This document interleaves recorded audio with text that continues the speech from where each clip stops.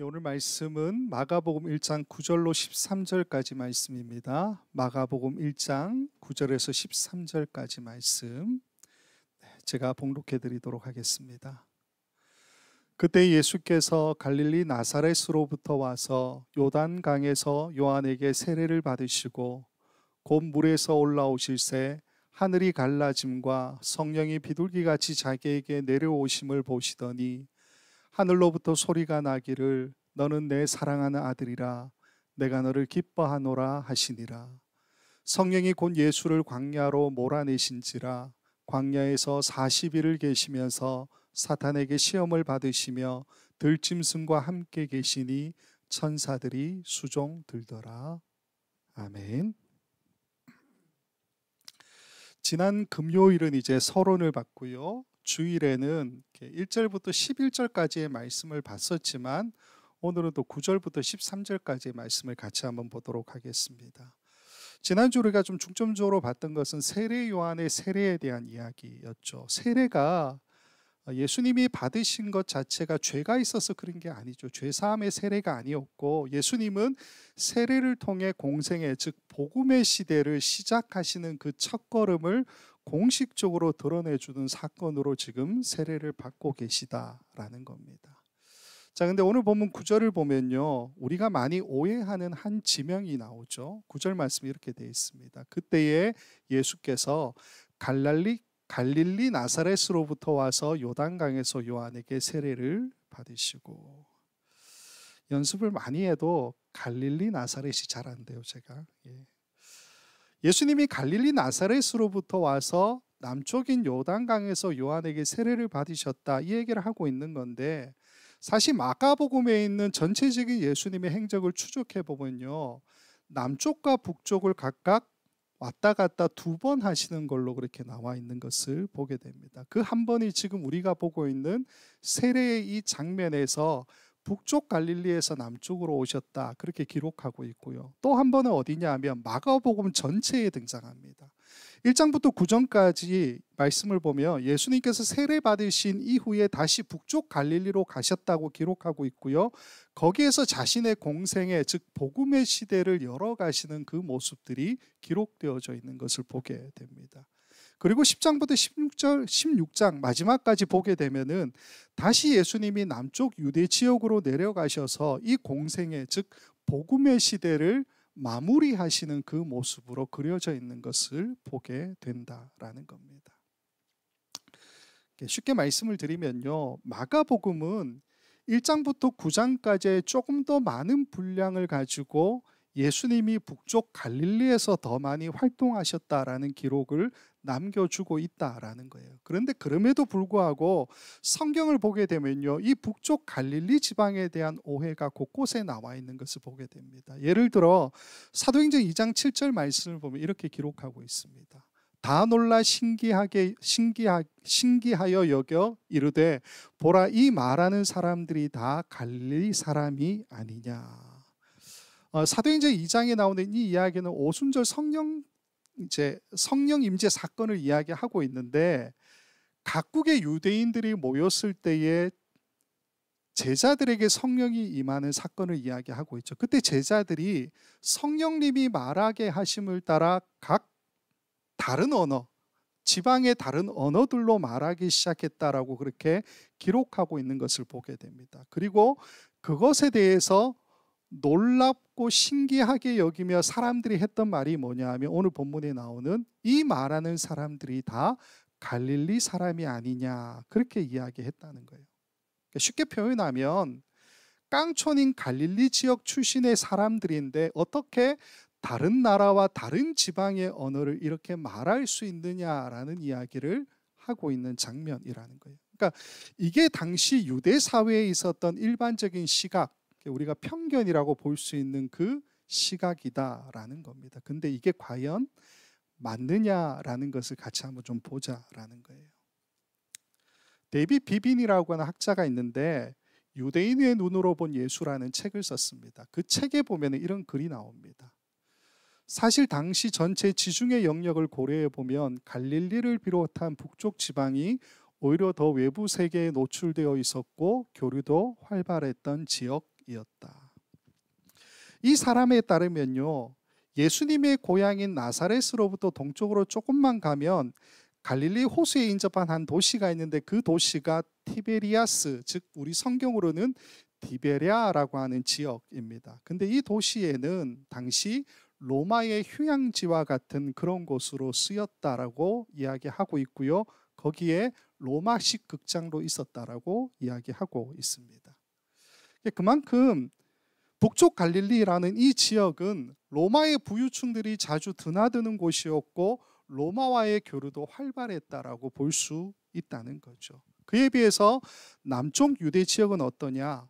외부 세계로부터 스스로 철저하게 고립되어져 있는, 그렇게 자신들을 격리하고 있는 그런 장소였다라는 겁니다. 철저하게 유대인 중심의 사회를 고수했고요. 종교적으로도 이 지역 자체가 굉장히 보수적일 수밖에 없잖아요. 그러니까 사회적으로도 고립될 수밖에 없는 상황이었다라고 이야기하고 있습니다. 그렇기 때문에 갈릴리 출신들에 대해서 우리가 선입견과 편견을 가지고 있는 게 맞아요. 그러나 그게 당시의 사회적 환경과 비교해 보면 틀릴 수도 있다, 틀렸다, 그 이야기를 데이빗 비빈이 하고 있다라는 겁니다. 즉 예수님의 제자들은 북쪽 갈릴리 출신이기 때문에 시골뜨기, 시골 출신, 촌뜨기 이런 사람들이 아니었다라는 겁니다. 베드로와 안드레, 야고보, 요한 이 사람들은요 갈릴리 호수에서 어부로서 활동을 했었지만은 가난하고 못 배우고 무식하고 고집센 그런 사람들이 아니었어요. 그게 아니라 당시로서는 자신들의 배를 가지고 있는 부유층에 속하는 사람들로 우리는 분류할 수가 있다라는 거예요. 2장에 보면 예수님께서 레위를 제자로 부르시는 장면이 나옵니다. 근데 그 레위 역시 어떤 사람입니까? 산술적인 교육을 받은 사람이죠. 산술교육. 지식층에 속하는 그런 사람이었다라는 겁니다. 그러니까 우리가 가지고 있는 편견이라고 하는 것이 사실은 예루살렘을 중심으로 한 남부 유대 지역 사람들이 북쪽 사람들에 대해서 가지고 있었던 편견이라는 거예요. 그리고 우리는 이러한 소견들 자체를 아무런 필터링 없이 그대로 받아들이고 수용하고 있는 모습이다라는 겁니다. 그런데 이러한 선입견과 편견이 제자들뿐만이 아니고요, 예수님에게도 그대로 이어지는 것을 보게 되죠. 요한복음 1장과 7장의 말씀을 보면 나다나엘과 유대 사람들이 예수님에 대해서 이런 이야기를 합니다. 요한복음 1장 46절, 나다나엘이 이르되 나사렛에서 무슨 선한 것이 날 수 있느냐? 빌립이 와서 이르되 와서 보라 하니라. 7장 15절, 유대 사람들 또는 유대인들이 놀랍게 여겨 이르되 이 사람은 배우지 아니하였거늘 어떻게 그를 아느냐 하니. 자, 예수님에 대해서 나다나엘이 지금 무슨 얘기합니까? 나사렛에서 무슨 선한 것이 날 수 있느냐, 그렇게 이야기하죠. 유대 사람들은 뭐라고 이야기합니까? 예수님은 배우지도 않았기 때문에 글도 몰랐을 건데 어떻게 그를 아느냐, 그렇게 이야기하고 있는 모습을 보게 되죠. 근데 이게 틀렸죠. 왜요? 당시 유대 사회에서 자라나는 남자아이, 이 남자아이가 성인이 될 때까지 받았던 모든 유대식 교육들을 생각해 보면요, 예수님을 이렇게 평가할 수가 없다라는 겁니다. 이 데이빗 비빈에 따르면 어떻게 이야기하느냐, 유대 사회의 일반적인 교육 과정을 이야기하는데 5살에 성문 토라를 배우고요, 10살에는 미시나인 구전된 토라와 성문 토라의 랍비들의 주석에 대한 이야기들을 배우기 시작한다라고 이야기합니다. 13살에는 성인식에 해당하는 바르 미츠바라고 하는 것을 치러야 하고요, 15살이 되면은 랍비들의 법적 판결에 대한 내용인 탈무드를 공부했다라고 이야기합니다. 그리고 18살 이상이 되면은 결혼을 했다, 그렇게 이야기합니다. 물론 예수님 18살에 결혼을 안 하셔서 늦깎이셨지만 어쨌건 당시의 모든 교육 과정들을 예수님이 다 차례차례 하나하나 밟아오셨다라는 것을 우리는 부정할 수가 없죠. 그렇기 때문에 누가복음 2장의 말씀을 보면요, 예수님이 12살이 되셨을 때에 예루살렘 성전을 방문하게 됩니다. 근데 돌아오는 길에 부모가 보니까 예수님이 없죠. 그때 예수님이 어디 계셨습니까? 성전에서 선생들과 함께 토론했다라고 누가복음이 기록하고 있습니다. 12살의 성전에 있는 선생들과 토론을 했다라는 것은 당시의 정규적인 교육들도 잘 받았고요. 거기다가 그 이상의 어떤 것들도 예수님이 분명히 알고 계셨다라고 우리는 합리적으로 추론할 수가 있다라는 거죠. 게다가 예수님은요, 공생애 내내 제자들에게 수시로 랍비라고 하는 명칭으로 불리셨다라는 겁니다. 그리고 유대인들보다 더 개방적인 시각에서 구약 성경을 해석했고요. 그리고 엄청난 양의 구약 성경과 다른 어떤 종교적 문헌들도 예수님이 잘 알고 계셨다는 것을 우리는 복음서에서 찾아볼 수가 있죠. 이것 외에도 이 데이빗 비빈이 무슨 이야기 하냐면 1세기 북쪽 지역의 이 랍비들의 수가 남쪽 지역들보다 훨씬 더 많았다라고 주장하고 있습니다. 이게 무슨 말이냐면 남쪽에는 예루살렘 성전이 있잖아요. 그러니까 랍비들의 수가 좀 적을 수 있어요. 그러나 북쪽 지역은 예루살렘 성전으로부터 멀리 떨어져 있었기 때문에 당연히 회당 중심의 신앙을 유지할 수밖에 없었죠. 그 회당 중심의 신앙의 중심이 뭐였냐면 랍비들이 아이들을 가르치는 그러한 행위들이었다라는 겁니다. 회당이 많았기 때문에 당연히 랍비가 많았다고 이야기할 수 있죠. 랍비가 많았다는 것은 당연히 교육의 수준과 질이 비례하는 것으로 볼 수가 있는 것 아니겠습니까? 따라서 예수님께서 받으셨던 그 교육 자체가 남쪽 유대 지역보다 덜하거나 못하다라고 우리는 생각할 수가 없다라는 거죠. 정리하면 예수님을 비롯해서 북쪽 출신의 제자들에 대해서 우리는 선입견과 편견을 가지고 있다라는 겁니다. 우리가 이러한 선입견과 편견을 가지고 있는 이유는 뭐냐면 성경에 나타나 있는 몇몇 구절들 때문에 그러한 편견과 선입견을 가지고 있다라는 거예요. 근데 그게 잘못되었다라는 겁니다. 우리가 알고 있는 것처럼 이 북쪽 갈릴리 지역이 가난하고 못 배우고 힘없는 사람들만 가득한 열악한 지역이었느냐? 그게 아니다라는 거죠. 남쪽 지역보다 훨씬 더 개방적이었고 문화와 사회와 모든 경제적인 부분에서도 외부 세계와의 교류가 활발했던 지역이다라는 거예요. 종교적으로도 남부 지방에 비해서 절대로 뒤처지지 않는 회당 중심의 신앙 교육들을 계속해서 이어나가고 있었다라는 겁니다. 오히려 우리가 어떻게 봐야 되냐면요, 사회 경제적으로 훨씬 더 발전될 수 있는 그런 환경에 있는 거 아니겠습니까? 북쪽이 발전되는 상황 가운데 있으면요, 당연히 빈부의 격차가 심해질 수밖에 없다라는 거죠. 따라서 개방적이고 더 발전된 사회를 향해서 나아가고 있는 이 북쪽 지역에 오히려 소외된 사회적 약자들이 더 많을 수밖에 없었다고 볼 수가 있죠. 그래서 예수님께서 자신의 공생의 첫 사역을 어디에서 시작하십니까? 북쪽에서 시작하고 있는 것을 보게 되죠. 가난한 사람들, 굶주린 사람들, 병든 자들, 귀신 들린 자들, 죽음과 질병의 공포에 억눌린 사람들, 세리들, 죄인들, 창녀들. 예수님께서 그 사람들에게 먼저 다가가신 모습을 우리가 보게 되고요. 그리고 이 북쪽 지역에 있는 소외되어 있는 이 사람들로 인해서 예수님에 대한 소문이 입에서 입으로 점점 유대 사회 전체에 전해지게 되었다라는 것을 우리는 성경에서 찾아볼 수 있다라는 겁니다. 자, 어쨌든 9절에 나오는 이 갈릴리 지역에 대한 오해를 우리가 좀 이렇게 풀고요. 오늘 본문으로 다시 한번 좀 들어가면 11절에 이렇게 되어 있죠. 하늘로부터 소리가 나기를 너는 내 사랑하는 아들이라 내가 너를 기뻐하노라 하시니라. 지난 시간 예수님께서 세례 받으실 때는 10절의 말씀을 가지고 성령이 비둘기같이 자기에게 내려오셨다라는 것을 살펴보았습니다. 우리가 다시 한번 좀 살펴보기를 원하는 것은 이제 11절이죠. 세례 받으실 때에 하늘에서 음성이 들렸다, 이 이야기입니다.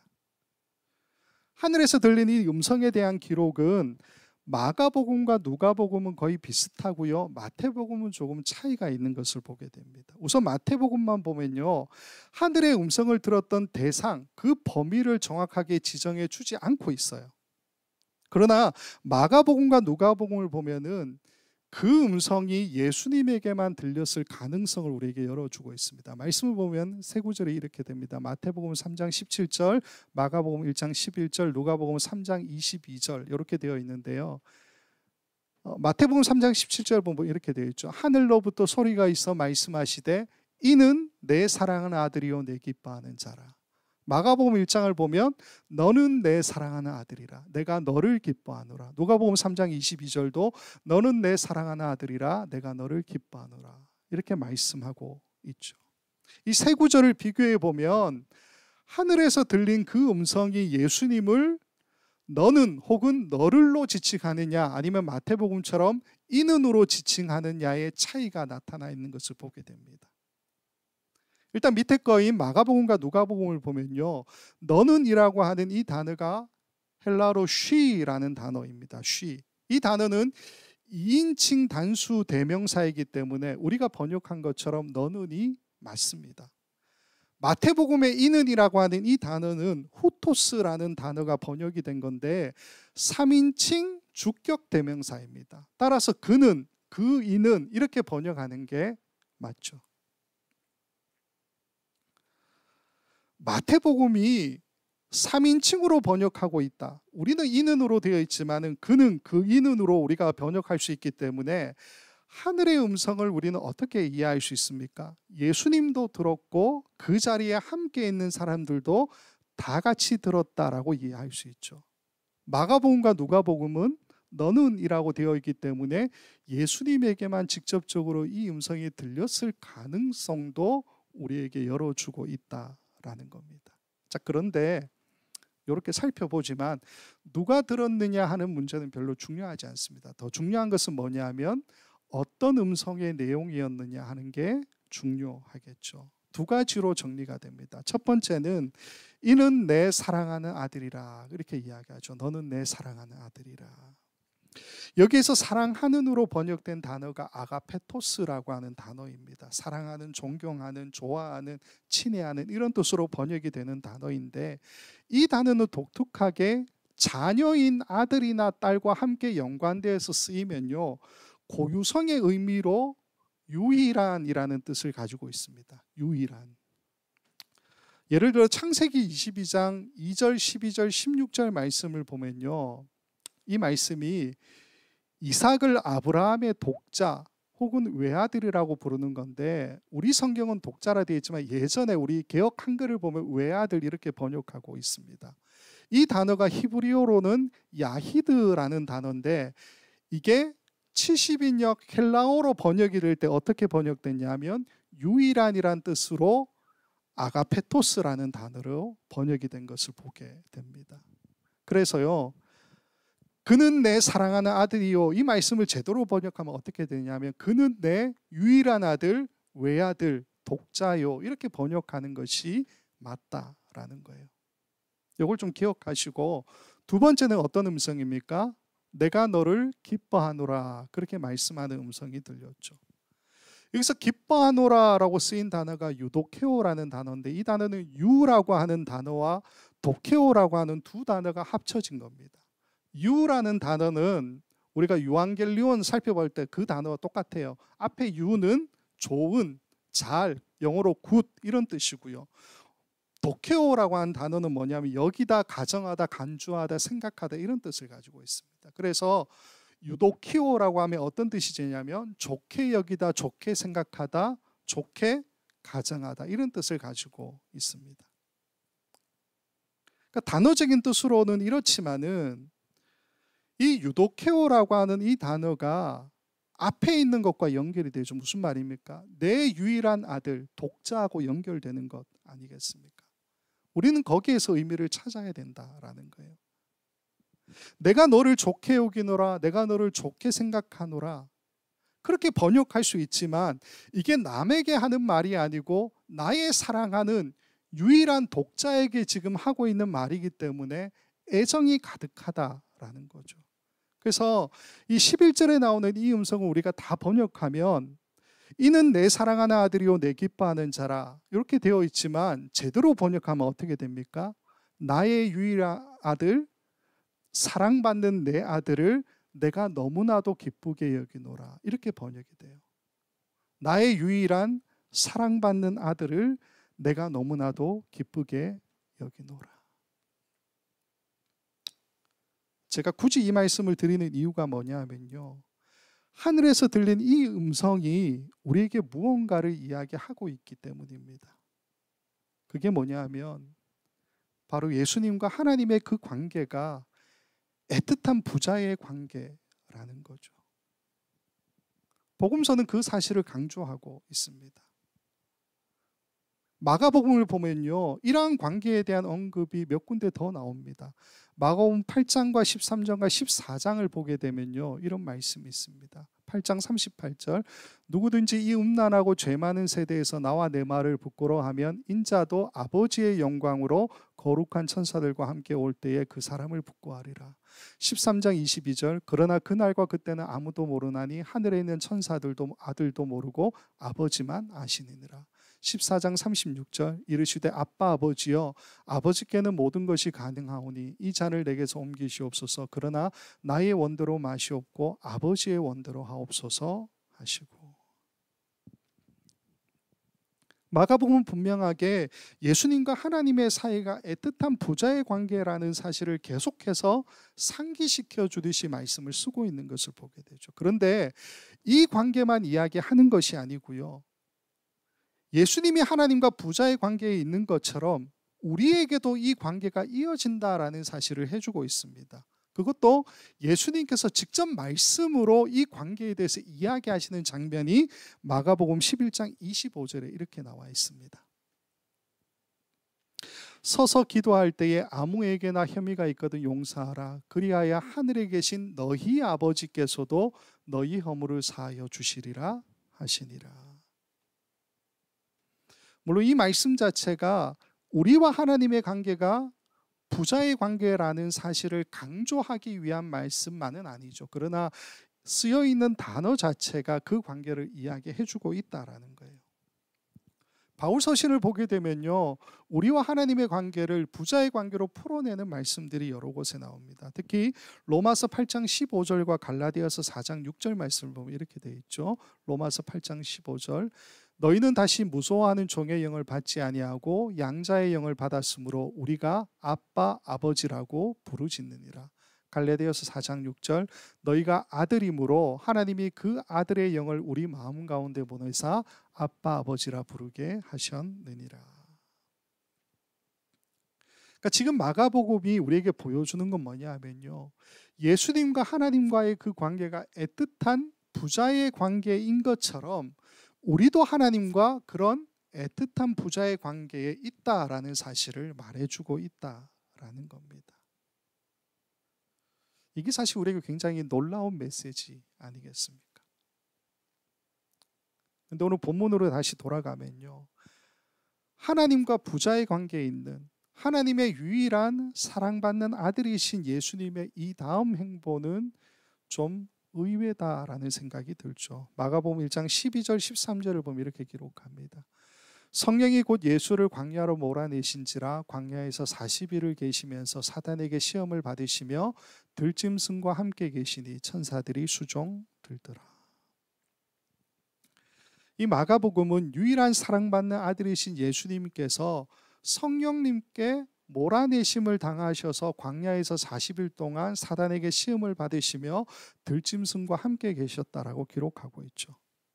물론 우리는 세례 받으신처럼 이 광야의 시험 자체가 예수님께서 공생애, 즉 복음의 시대를 시작하시는 또 하나의 과정이다라는 사실을 잘 알고 있습니다. 그럼에도 시험 받으러 광야로 내몰리셨다라고 이야기하는 이 장면 자체가 굉장히 유일한 사랑받는 아들이라는데 이례적일 수밖에 없다라는 거죠. 자, 그러면 왜 예수님은 광야로 시험 받으러 나가셔야 했을까? 이 사건은 마태, 마가, 누가복음에 나와 있습니다. 근데 각각의 기록에 조금씩 차이가 나는 것을 보게 돼요. 우선 마가복음 우리 본문을 보면요, 성령님께서 예수님을 광야로 몰아내셨고 거기에서 40일 동안 시험을 받으셨다, 이런 매우 간단한 기록만 나타나 있는 것을 보게 됩니다. 그러니까 여기에 어떤 시험을 몇 번이나 받으셨는지 그런 이야기는 안 나오더라라는 거예요. 그러나 마태복음과 누가복음은 좀 길게 씁니다. 마태복음은 4장 1절부터 11절까지, 누가복음은 4장 1절부터 13절까지 이 긴 분량으로 자세하게 광야의 시험을 이야기하고 있습니다. 그 가운데 시작되는 부분만 보면 이렇게 되어 있어요. 마태복음 4장 1절, 그때 예수께서 성령에게 이끌리어 마귀에게 시험을 받으러 광야로 가사. 누가복음 4장 1절 2절, 예수께서 성령의 충만함을 입어 요단강에서 돌아오사 광야에서 40일 동안 성령에게 이끌리시며 마귀에게 시험을 받으시더라. 조금 더 설명을 드리면요, 이 마태복음은 4장 1절 이후에 예수님께서 마귀에게 이끌려서 광야와 거룩한 성전 꼭대기와 지극히 높은 산에서 3번의 시험을 받으셨다, 그렇게 이야기하고 있습니다. 누가복음은요, 마태복음처럼 3번의 시험을 그대로 이야기하지만 2번째 시험과 3번째 시험의 위치가 바뀌어져 있습니다. 또 하나는 성전 꼭대기는 예루살렘 성전 꼭대기라고 누가복음 정확하게 기록하고 있고요, 지극히 높은 산은 아예 장소에 대한 언급 없이 올라가서라는 말만 기록하고 있는 것을 보게 됩니다. 또 하나 차이점을 보면요, 우리 본문인 마가복음은 예수님께서 40일 동안 광야에서 이게 사타나스라는 단어인데 사탄에게 시험을 받으셨다라고 기록하고 있지만, 마태복음과 누가복음을 보면 마귀, 단어로는 디아블로스라는 단어예요. 마귀에게 시험을 받으셨다, 그렇게 기록하고 있죠.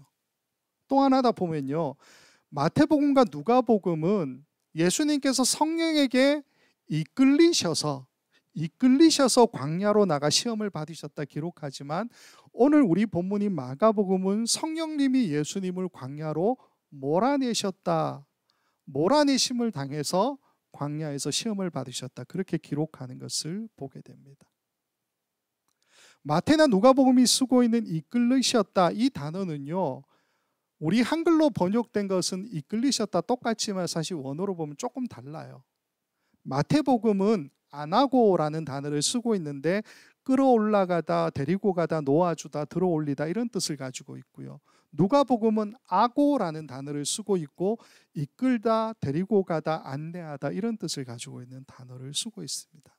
단어는 좀 다르지만 둘 다 수동태 동사이고요, 강제력이 동원되었다는 느낌을 주지 않는 이끌리심, 여기에 대해서 이야기하고 있는 단어이죠.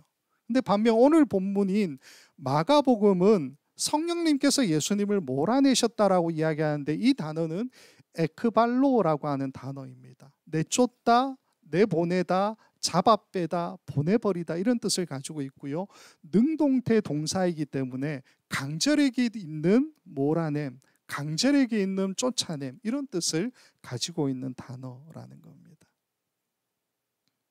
어쨌건 단어를 좀 살펴봤었지만 우리가 이 단어들만으로 예수님이 광야로 나가신 것이 자의적이냐 타의적이냐 이런 것들을 따지는 것은 큰 의미가 없습니다.